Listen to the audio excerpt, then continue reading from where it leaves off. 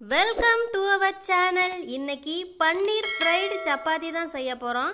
வாங்க வீடியோக்குள்ளே போகலாம்.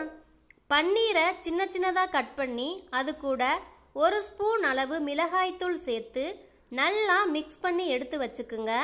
ஒரு தோசை கல்லில் எண்ணெயை ஊற்றி பன்னீரை இதில் சேர்த்து ஃப்ரை பண்ணி எடுத்துக்கணும். பன்னீர் அதிகமாக ஃப்ரை ஆகக்கூடாது, ஹார்ட் ஆயிரும். சப்பாத்தியை சின்ன சின்னதாக கட் பண்ணி எடுத்து வச்சுக்குங்க.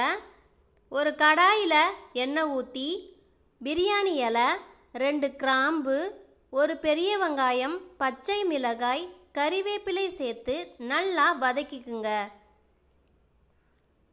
இஞ்சி பூண்டு பேஸ்ட்டு சேர்த்து அதோட பச்சை வாசனை போகிற வரை வதக்கிக்குங்க. இதெல்லாம் நல்லா வதங்கினதுக்கு அப்புறமா ஒரு சின்ன தக்காளியை சேர்த்து நல்லா வதக்கி எடுத்துக்குங்க.